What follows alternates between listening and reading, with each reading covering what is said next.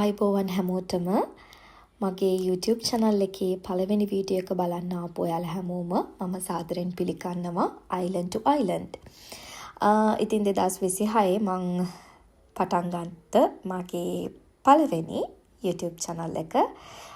මේකේ ඔයාලට බලා ගන්න පුළුවන් අපේ travel vlogs. ඒ වගේම day to day life එකේ ගෙවන දේවල්, ඒ වගේම ඔයාලගේ ජීවිතයට වැදගත් වෙයි කියලා හිතන ගොඩක් දේවල් මම ෂෙයා කරන්න හිතාගෙන ඉන්නවා. බලමු ඉස්සරහට. ඉතින් අවුරුද්ද පටන් ගන්නවත් එක්කම මායිමගේ මහත්තයයි අපි දෙන්න පොඩි ට්‍රිප් එකක් යන තීරණය කරා. ඕක්ලන්ඩ් ඉඳන් ගිස්බන් වලට කිලෝමීටර 472ක් යන්න තිබ්බා. පැය 6කුයි විනාඩි 12ක් වගේ කාලයක් තමයි පෙන්නුවේ. ඉතින් මේ ගමන ඇත්තටම කිව්වොත් ප්ලෑන් කරලා කලින් ලෑස්ති වෙලා එහෙම තිබ්බ දෙයක් නන් නෙවෙයි. පළවෙනිද අපි පන්සල් ගියා. පන්සල් ගිහිල්ලා එන ගමන් තමයි හිතුවේ කොහෙද යන්නේ වීකෙන්ඩ් එකට කියලා. ඉතින් සිකුරාදා හස්බන්ඩ් නිවාඩු තිබ්බ හින්දා අපි තියෙන එකලා සිකුරාදා උදේම කොහේ හරි යන් කියලා ටක් ගාලා බැලුවා. එතකොට ගිස්බන් ගියොත් හොඳයි කියලා අපි දෙන්නම හිතුවා. ඉතින් යන්න පිටත් වුණා. දෙවෙනිදා පාන්දර නම් නෙමෙයි උදේ 7ට විතර තමයි ගෙදරින් පිටත් උනේ. ගිස්බන් වලට යද්දි 3:00යි. දැන් ඔයාලා හිතනවා ඇති ඒ එච්චර වෙලා ගියේ කියලා නේද? හරි. මෙහෙමයි උනේ මේ ෆක්කතානි වලට අපි ගියා. හේතුව මට ස්ට්‍රෝබෙරි ෆාම් එකක් බලන්න ආසාවක් තිබ්බා. ඉතින් ඒ මගේ 2025 ඇත්තටම තිබ්බ ගෝල් එකක් ස්ට්‍රෝබෙරි ෆාම් එකකට ගිහිල්ලා ස්ට්‍රෝබෙරි කඩනවායි කියලා. පික් යෝර් ඕන් කියලා තමයි මෙහි කියන්නේ. ඉතින් ඒක 2025 මට ඇචීව් කරගන්න බැරි වෙච්ච හින්දා 2026 ලැබපු ගමන් අපි ගියා. හැබැයි ඉතින් unfortunately මට ඒක achieve කරගන්නත් බැරි වුණා. මේ අවුරුද්දෙත් ඒක මිස් වුණා. හේතුව තමයි එයාලා කියපු විදිහට නොවැම්බර් තමයි ස්ට්‍රෝබෙරි වලට සීසන් එක, බොයිස් ඇන්ඩ් බෙරි වලට සීසන් එක තමයි දෙසැම්බර්. මේ වෙද්දී යාලා ෆාම් එක වහලා තියෙන්නේ. අර එයාලගේ කැෆේ එකක් තියෙනවා. ඉතින් ෆාම් එක ඇතුලේ ඒකට ඕන කරන ස්ට්‍රෝබෙරිස් විතරයි මේ වෙද්දී යාලා කඩන්නේ කියලා තමයි කිව්වේ. ඉතින් මොනා කරන්නද ලබන අවුරුද්දේ එහෙම වුණොත් ඒක මගේ විෂන් බෝඩ් එකට දාගන්න ඕනේ. ඉතින් අපි යන අතරතුර ගිස්බන් වලට යන අතරතුර දැක්ක අහම්බෙන් මෙන්න මේ ලස්සන රිවර් එක. ඉතින් මේ ගඟේ නම ඔහිනමුරේ රිවර්. ඉතින් මේ ගඟ ඇත්තටම කිලෝමීටර් 28ක දිගකින් යුක්තයි සහ වයිකාටෝ රීජන් එකේ වයිහි කියන ටවුන් එක ආශ්‍රිතව තමයි මේ ගඟ පිහිටලා තියෙන්නේ. ඉතින් විශේෂ දෙයක් සිද්ධ වෙලා තියෙනවා 2024 අගෝස්තු මාසේ. මේ ගඟේ වතුර තද තැඹිලි පැහැකට හැරවිලා තියෙනවා. ඉතින් මේකට හේතුව විදිහට සඳහන් වෙන්නේ අතහැරලා දාපු රත්තරන් පතලක ඉතුරු වෙච්ච අපද්‍රව්‍ය මේ ජලයට එකතු වීමෙන් තමයි මේ විදිහට වර්ණය වෙනස් වෙලා තියෙන්නේ. එතකොට මේකේ හේතුව නිසා ඇත්තටම පරිසර පද්ධතියට සහ ජලයේ තියෙන වෝටර් ක්වොලිටි එකට විශාල වශයෙන් ඩැමේජ් වෙලා තියෙනවා කියන එක තමයි ඔතොරිටි සඳහන් කරලා තියෙන්නේ. එතකොට දැනට හොයලා බලපු විස්තර අනුව මේ වතුර වල තියෙන ක්වොලිටි එක වැඩි කරන්න අවශ්‍ය කරන ඒ හැම කටයුත්තක්ම කරගෙන යනවා කියලා තමයි සඳහන් වෙන්නේ. හරි, මේ තියෙන වයිනෝයි බීච් එක අපි සන්රයිස් එක බලන්න තමයි ආවේ. ඉතින් ඔයාලා විස්තර හොයලා බලන්න නවසීලන්තයේ තියෙනවා ඉස්සෙල්ලාම රවුදාව බලන්න පුළුවන් ස්ථාන කිහිපයක්. ඉතින් මේ අතර වයිනෝයි බීච් එක හරි ප්‍රසිද්ධයි.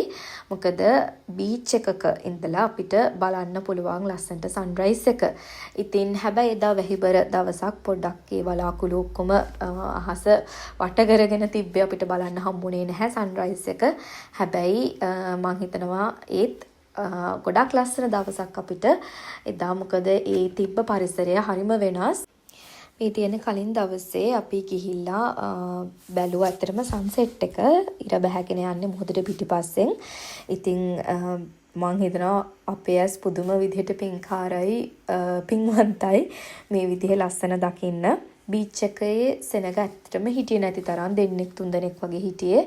ඕක්ලන්ඩ් වල බීචස් නම් ඇත්තටම කිව්වොත් සෙනගව පිරීලා ඉඳ ගන්නවා තැනක් නැති වෙන්න. සමහර නිවාඩු දවස් විශේෂයෙන් අපිට ගොඩක් ඉර එළිය වැටෙන දවස් වලට බීච් එක පිරීලා. හරි, මේ ඔයාලා දකින්නේ තවත් අපි අහම්බෙන් නතර වෙච්ච තැනක්. මෙතන විශේෂ වෙන්නේ ඇත්තටම ජේම්ස් කුක් ස්ටැචු එක මෙතන පිහිටලා තියෙන නිසා. ඉතින් ඔයාලා දන්නව ඇති ෆස්ට් ටයිම් ජේම්ස් කුක් කපිතාන්වරයා ඉස්සෙල්ලාමට නිව්සීලන්ඩ් වලට කොට බැස ගිස්බන් මෙන්න මේ ස්ථානයට. ඉතින් ඔයාලා මෙතෙන්ට ගියොත් එහෙම ඔයාලට ඔබ්සර්ව් කරන්න පුළුවන් වෙයි. තවමත් මෞරි ජන කොට්ටාසය තමන්ගේ අප්‍රසාදය පළ කරනවා මේ ස්ථානයේ ළඟින් ගමන් කරද්දී. හේතුව ඉතින් එයාලගේ ජනනායකයවනේ මරණයට පත් කරේ සහ ඔවුන්ට වේදනාවක් තියෙන්න පුළුවන් තමන්ගේ භූමිය තමන්ට නැතිවීම සිද්ධ වුණ තැන නිසා. ඉතින් ඒක ගැනත් ඔයාලා මෙතෙන්ට ගියොත් අවධානය යොමු කරන්න ඔයාලට දකින්න පුළුවන් වෙයි එයාලා කොහොමද අප්‍රසාදය පළ කරන්න කියලා. ඉතින් අපි ආපහු එද්දී හොඳටම වැස්ස පාර ගොඩාක් ලස්සනයි. කඳු පල්ලං මැද්දෙන් තමයි ඉතින් ලස්සන ෆාම්ස් මැද්දෙන් අපි ගොඩක් ආවා. ඉතින් හැබැයි ලස්සන පෙන්වන්න බැරි වුණා හේතුව ඉතින් වැස්සත් එක්ක රෙකෝඩ් කරාට ඇතුලේ ඉඳන් ඒක හරියට ක්ලියර්ලි පේන්නේ නැහැ. මෙතන අපි නැවතුණා වයොටෙහි බීච්. ගොඩාක් දුර ඉඳගෙන ආපු නිසා ඉතින් හරිම මහන්සි. ඒක නිසා ඉතින් චුට්ටක් මෙතන නතර වෙලා පොඩ්ඩක් රිලැක්ස් වෙලා අපි ආපහු ගමන පිටත් වුණා. ඉතින් මේ ට්‍රිප් එක ගැන කිව්වොත් එහෙම ඔයාලට තේරෙන්නේ නැති මේ අන්ප්ලෑන් තැන්වල තමයි අපි ගොඩක් නතර වුණේ. හේතුව මමයි මගේ මහත්තයයි ගොඩක් ප්ලෑන් කරලා ට්‍රිප් යන ප්‍රමාණය නැතිම තරම් අපි දෙන්න ටිකක් නිදහසේ හිටපු ගමන් වාහනේ අරගෙන යනවා.